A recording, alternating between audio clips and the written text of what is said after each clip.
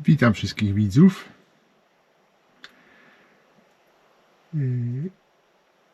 Miałem dużo pytań dotyczących możliwości otrzymania rysunków przyczepy.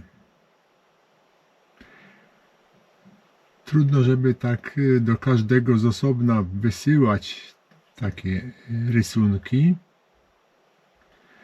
Dlatego robię ten film. Na tym filmie pokażę wszystkie rysunki, jakie mam tej przyczepy. Będą to rysunki z wymiarami. Pozwolą one zorientować się potencjalnym budowniczym w wymiarach poszczególnych elementów.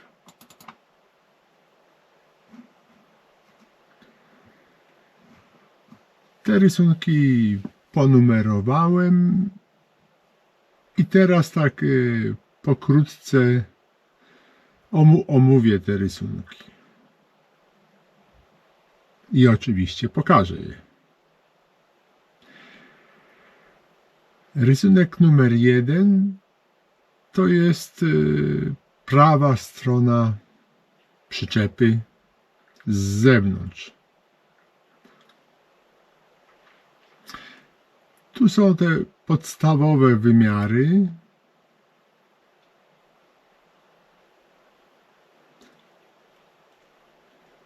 I należy pamiętać, że niektóre wymiary wynikają z pozostałych wymiarów, tak? Jeżeli na przykład właśnie na rysunku numer 1 jest podana wysokość okna, a nie ma podanej szerokości, tak? Ale jest podane odległość okna od przodu, odległość okna od tyłu i całkowity wymiar przyczepy.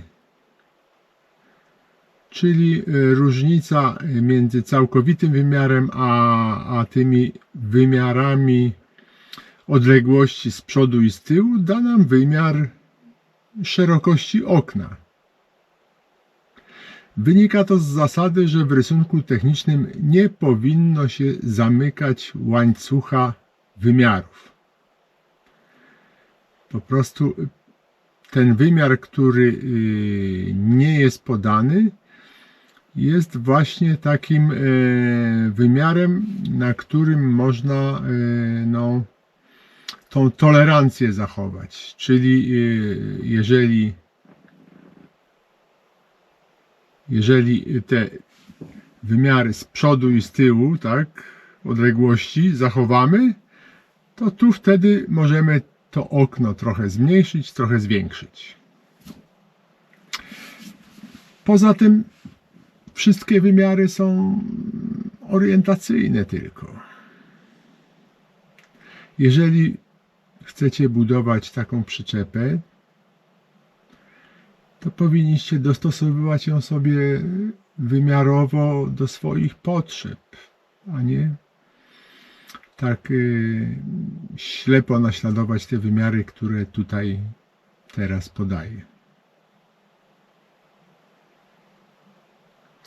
Owszem, proporcje są ważne, bo zachowanie proporcji pozwala zachować taki wygląd przyczepy, tak?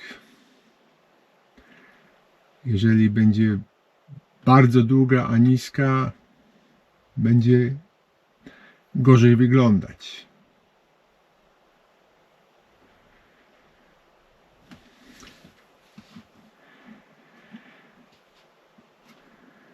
Więc tutaj jeszcze popatrzę, czy coś mógłbym do tego rysunku numer 1 dodać.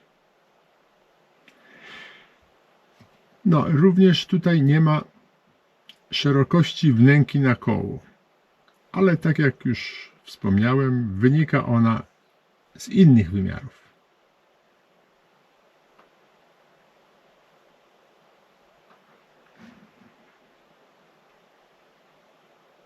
Tak, no to może przejdźmy do następnego rysunku.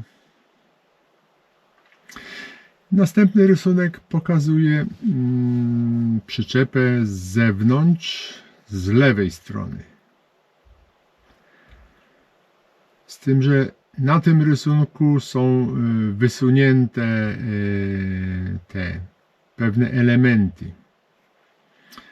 Jest wysunięty ten element na stopy i ta skrzynka, która tutaj jest w centrum tej przyczepy, jest opuszczona na dół.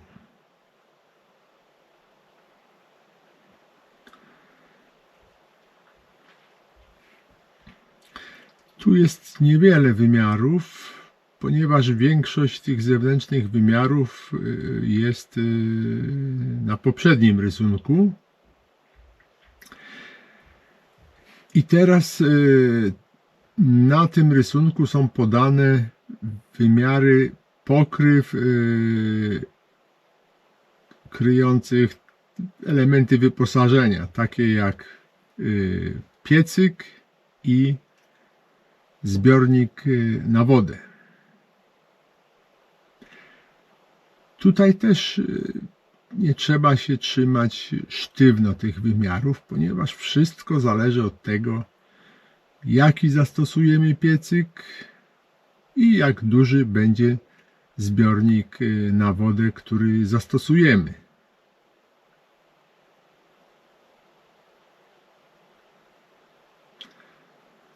Również umiejscowienie komina nie jest na tym rysunku zwymiarowane,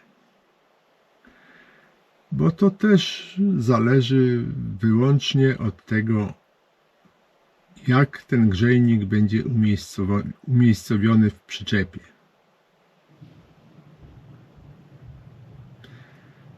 Dlatego też nie widziałem sensu, żeby tutaj to wymiarować. Również te panele fotowoltaiczne na dachu nie są zwymiarowane, bo to zależy od tego, jakie zastosujemy. Panele 100-watowe, mimo że mają wszystkie 100 W, mogą się różnić wymiarami w zależności od producenta. Także tutaj też nie ma wymiarów tych paneli fotowoltaicznych. Nie ma również wymiarów dyszla. Dlaczego? No, dlatego, że długość dyszla i zresztą również miejsce jego mocowania zależy od tego, jakim rowerem będziemy ciągnąć i jak chcemy przyczepić przyczepę do tego roweru. Można przecież zastosować niski dyszel i wtedy będzie on innej długości. Tutaj jest tylko narysowany tak schematycznie, żeby było widać, gdzie on jest.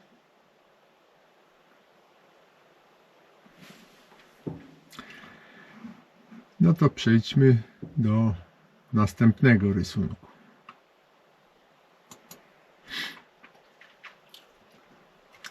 Rysunek numer 3 pokazuje przód przyczepy. Przyczepę od przodu. I tutaj są wymiary tej wysuwanej części na stopy i tej bakisty na jakieś dodatkowe przedmioty, które zabieram ze sobą.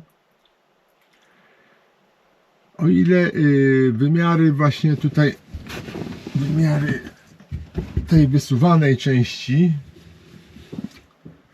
to lepiej zachować takie jak tutaj są, ponieważ one dają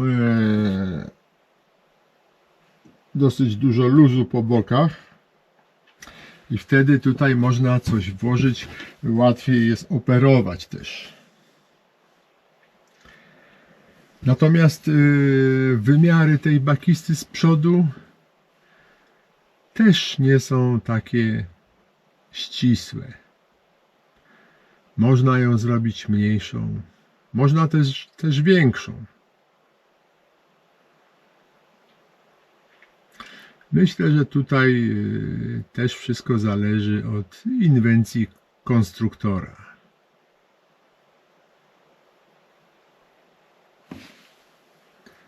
Ale wymiary tej bakisty są. Gdyby ktoś chciał zrobić identyczną przyczepę, to jest w stanie na podstawie tych rysunków zrobić. Rysunek numer 4 pokazuje tył przyczepy.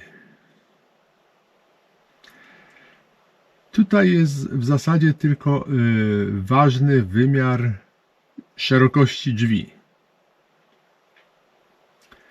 Ponieważ drzwi nie mogą być szersze niż tutaj jest ta przestrzeń do leżenia.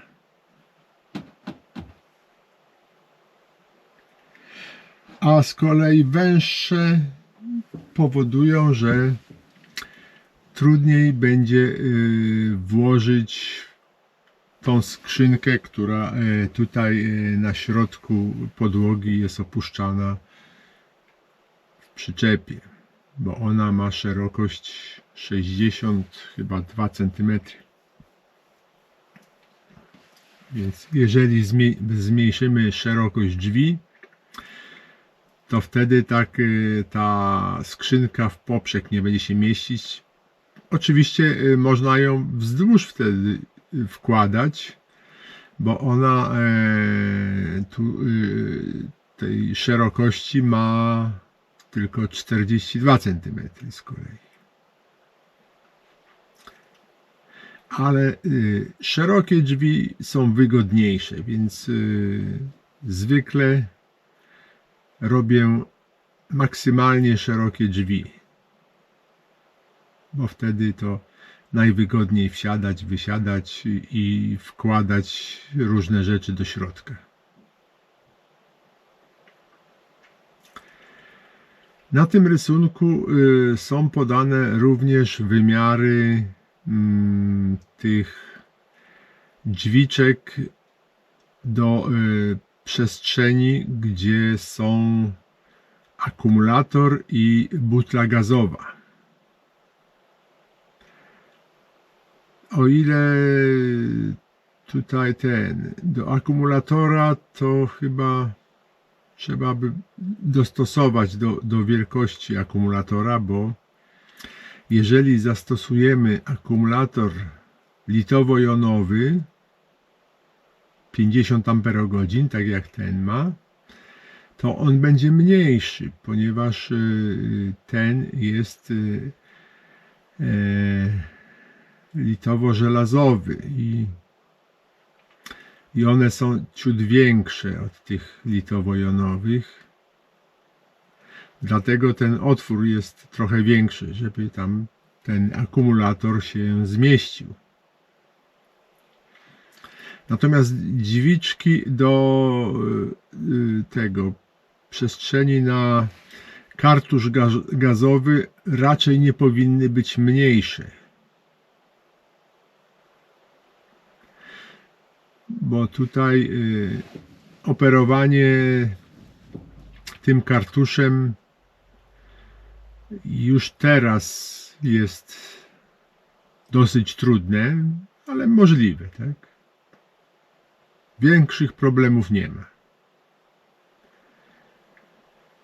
To przy jeszcze mniejszych drzwiczkach może to być bardzo trudne. Oczywiście przy większych będzie wygodniejsze.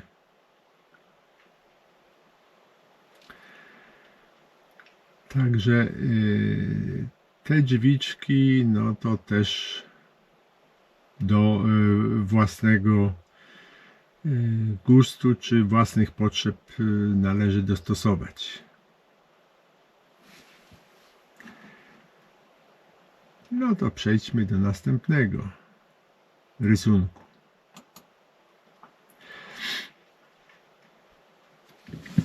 Następny rysunek pokazuje nam tą ścianę, tą tutaj. Czyli to jest lewa strona. Lewa strona. I tutaj ponumerowałem wszystkie te przestrzenie, które tutaj są po kolei. Na przykład ta tutaj przestrzeń, o, to jest 1, ta tutaj to 5, ta na przykład to numer 30 jest i tak dalej.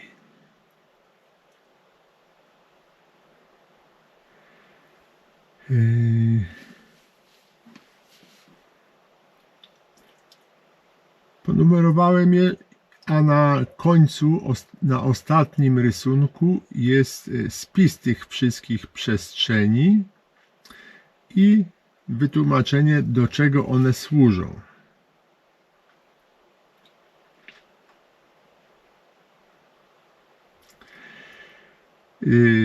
Te wytłumaczenie, ten ostatni rysunek z wytłumaczeniem przeznaczenia szafek zrobiłem po angielsku, żeby bardziej było to zrozumiałe dla międzynarodowej widowni. No ci, co będą chcieli bardzo wiedzieć, a nie znają angielskiego, no to będą musieli sobie to przetłumaczyć. Trudno na rysunku umieścić wiele języków. Nie zmieszczą się. Dlatego zrobiłem to wszystko tylko w jednym języku.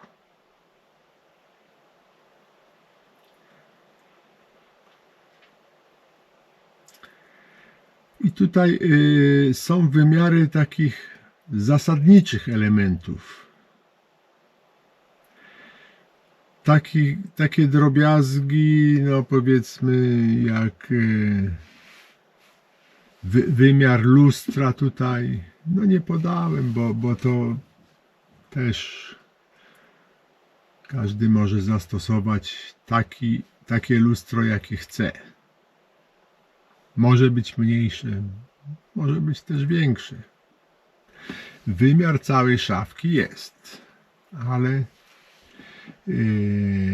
takich elementów drobnych już nie.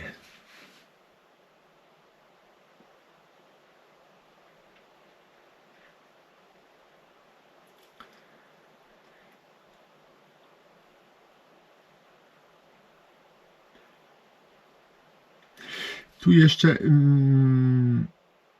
te rysunki, jeżeli komuś mogłyby się wydawać mało czytelne, to najlepiej je oglądać razem z filmem, na którym pokazuje konstrukcję tych elementów tutaj. Na filmach z budowy przyczepy te wszystkie elementy są dosyć dokładnie pokazane.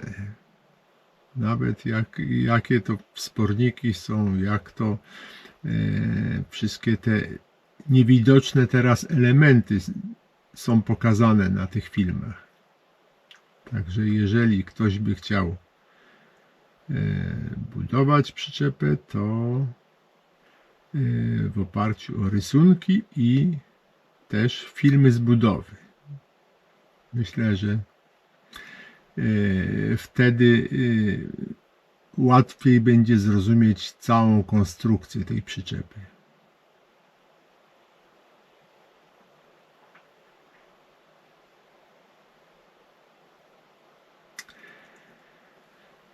Na tych rysunkach nie ma sposobu przeprowadzenia instalacji elektrycznej czy tej wodnej.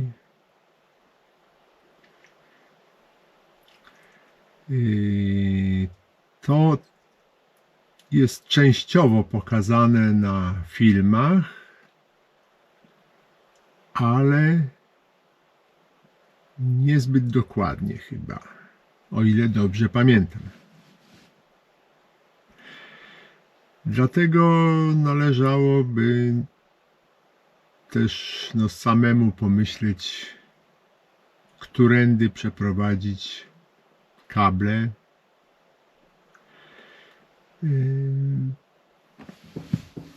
Sugerowałbym, żeby jeżeli chcemy te kable przeprowadzać, to najlepiej byłoby tutaj w dachu gdzieś przeprowadzać, ponieważ dach ma 3 cm grubości i tu pomiędzy ociepleniem tego dachu spokojnie można rozprowadzać kable. To samo dotyczy właśnie tu podłogi na dole, tak? Tu też jest możliwość przeprowadzenia kabli. Instalacja wodna to jest dosyć proste rozwiązanie, no bo należy prosto ze zbiornika poprowadzić tutaj do kranu wodę, a ze zlewów prosto na dół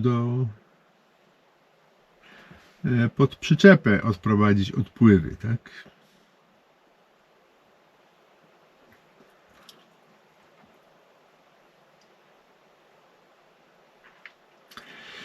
Tutaj te zlewy, które zastosowałem,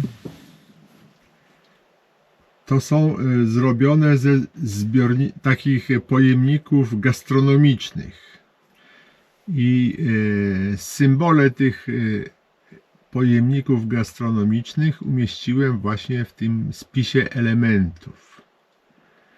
Także tam można się zorientować, jak duże są te zlewy, bo to jest międzynarodowe oznaczenie tych pojemników gastronomicznych, więc w każdym kraju można sobie sprawdzić.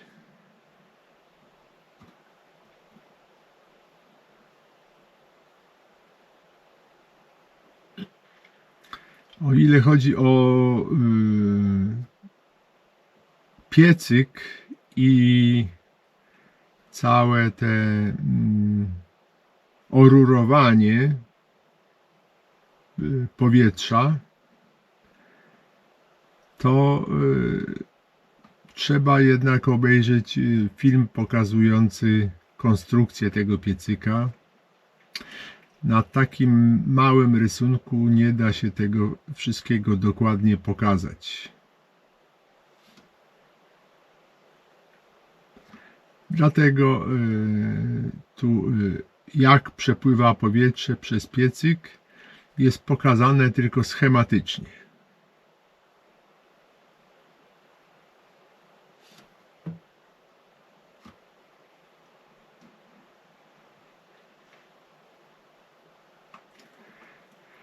No i zobaczmy teraz następny rysunek, numer 6.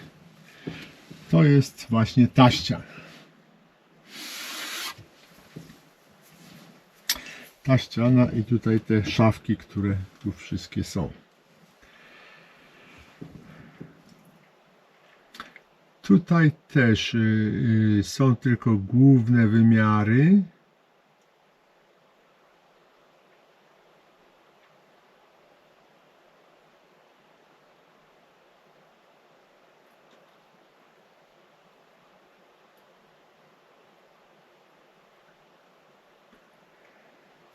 I też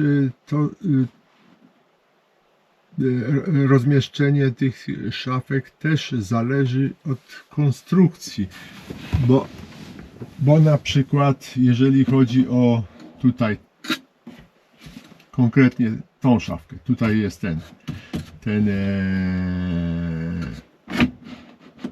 panel elektryczny, tak, a tutaj jest szafka na chleb.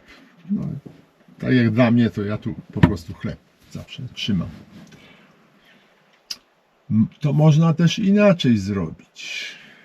Można na przykład tu gdzieś na dole, tu gdzie mam sztućce, zrobić połączenia elektryczne.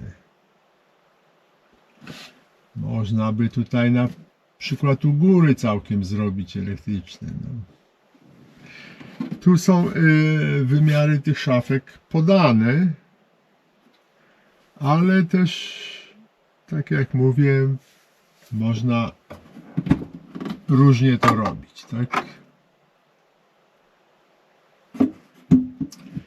Umiejscowienie tutaj tej szafki elektrycznej tutaj jest spowodowane tym, że tutaj idą kable z dachu schodzą kable od paneli fotowoltaicznych do tej ładowarki. No i tutaj wychodzą już na przyczepę. To jest takie najbliższe miejsce do tej ładowarki, dlatego tu zrobiłem. Ale nie ma przeciwwskazań, żeby to było gdzieś dalej. Nie ma absolutnie problemu z tym.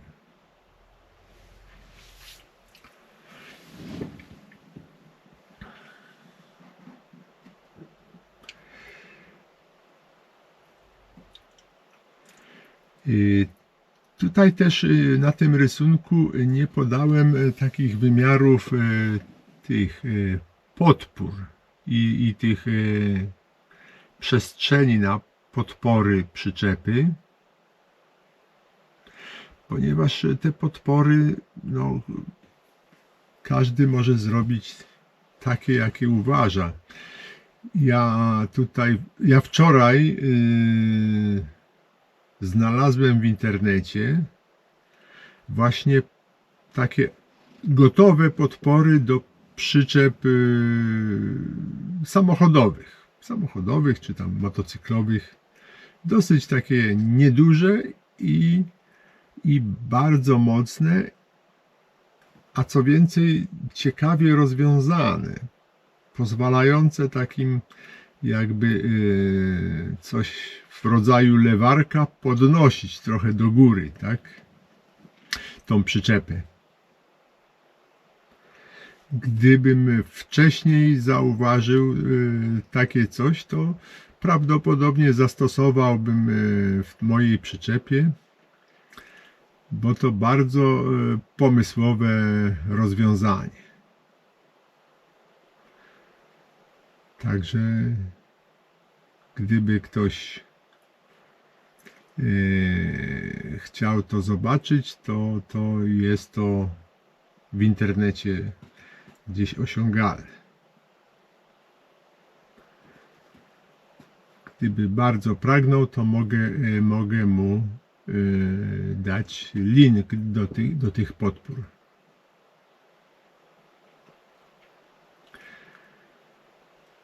Dlatego też tutaj właśnie nie ma wymiarów tych podpór, bo można inne robić i myślę, że raczej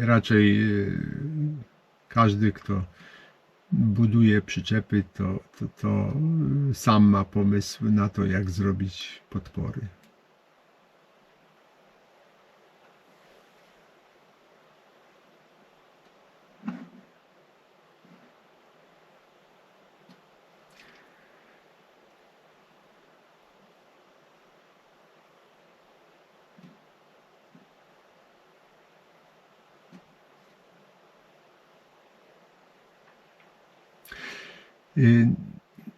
Na tym rysunku sposób podłączenia zapalników do kartusza gazowego jest bardzo schematyczny.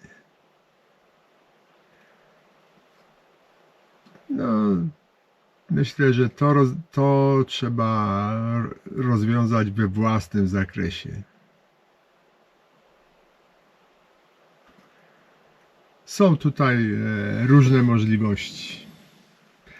Można na przykład ze sztywnych rurek robić metalowych. Myślę, że to byłoby bardzo takie niezawodne. A można zrobić tak jak ja, z tych elastycznych przewodów. Tylko trzeba zastosować te elastyczne przeznaczone do gazu, tak? Bo takie węże mają różne przeznaczenia i gdy zastosujemy niewłaściwy wąż, on może ulec jakiemuś sparcieniu. Po prostu pod wpływem gazu może zrobić się jakiś, może miękki i rozszczelnić się.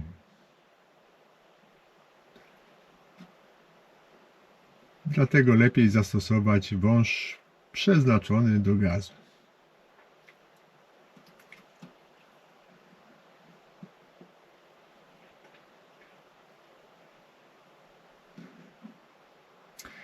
No to następny obrazek. To już jest ostatni rysunek, tak? Bo obrazek numer 7 to jest jeszcze rysunek. To jest, tu jest pokazana podłoga, jak wygląda z góry, jakby ten, bo na pozostałych tych rysunkach nie można było tego pokazać. Na tym rysunku w zasadzie tylko najważniejsze są wymiary tutaj tych bocznych półek, tak? Czyli ile miejsca zabierają te półki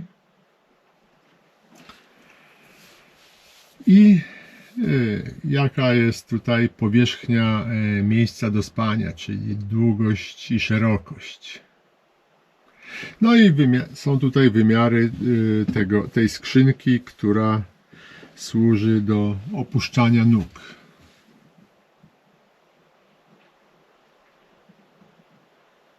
No jeszcze jest tutaj ta głębokość tej szafki, bo te wszystkie inne mają jedną głębokość. Wszystkie mają te 18 cm jest, a ta jest płytsza. Dlatego tutaj ten wymiar podałem, aczkolwiek jeżeli ktoś by chciał zrobić ją taką samą głęboką jak pozostałe, to chyba też nie ma problemów, ale może by trochę przeszkadzało to, gdyby bardziej wystawała, bo wtedy ta lampka na niej też będzie mocniej wystawała. Teraz jest schowana. Nie wiem, czy to by przeszkadzało.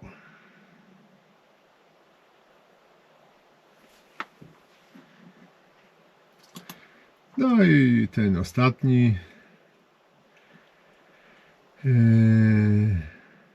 rysunek, tak, to jest opis wszystkich tych elementów przestrzeni i tak dalej. Co gdzie jest. No, jest tutaj też takie przeznaczenie, tak jak na przykład tutaj, że ta szafeczka to jest szafeczka na chleb, ale każdy może sobie zrobić tak, jak potrzebuje.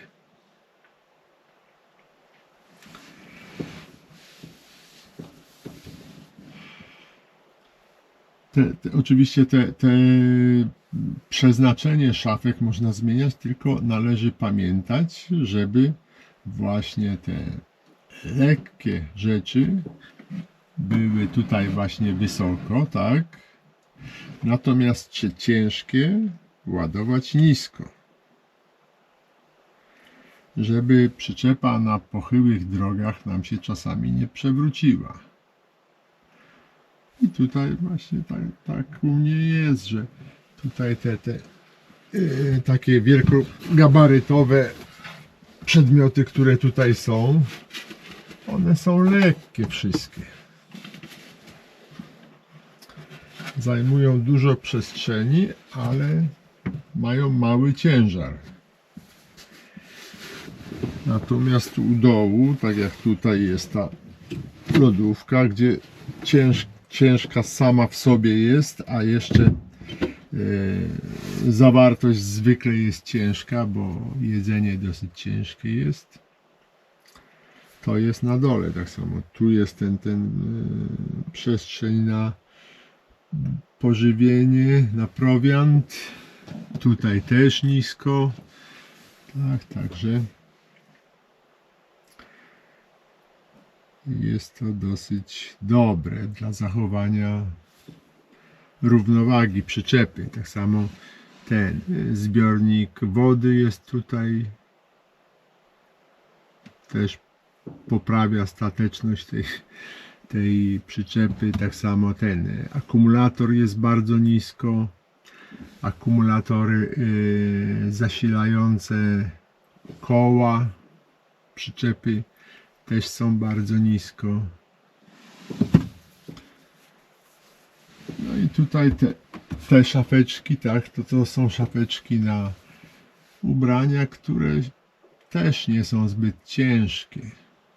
Więc dzięki temu, jak się przejeżdża po takich pochyłych drogach, to można spokojnie ciągnąć, bo środek ciężkości przyczepy jest dosyć nisko. No i ta konstrukcja podłogi jest dosyć mocna, ale też dosyć ciężka, także sama ta podłoga też jest ciężka. No o tym właśnie należy pamiętać przy konstrukcji przyczep, żeby nie lokalizować szafek na ciężkie rzeczy wysoko. Powinno to być wszystko jak najniżej. Jest właśnie wiele przyczep, które nie mają tutaj u góry żadnych szafek. Wszystko mieści się w takim jakby podwójnym dnie. Te mają chyba najlepszą stateczność na takich gruntowych, nierównych drogach.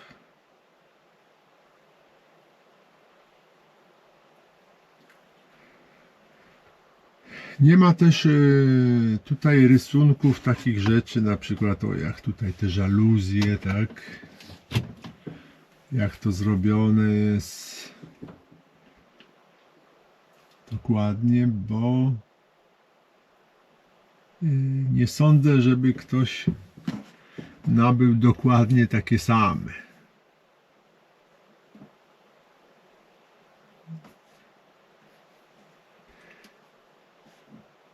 Ja bym raczej zalecał, żeby zastosować okna, które mają te moskitiery i te zasłony gotowe. Te od przyczep kempingowych, samochodowych.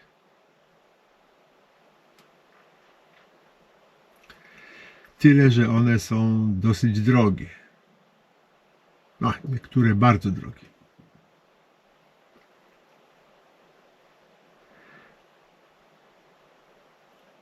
Ale wydaje mi się, że one trochę lżejsze są. Nie są bardzo lekkie, ale myślę, że trochę lżejsze od tego. I chyba wygodniej je się obsługuje. przede wszystkim tam jest taka, one mają te zasłony, że całkowicie można zasłonić okno, a ja muszę tutaj przyczepiać taką zasłonkę, co jest mniej wygodne.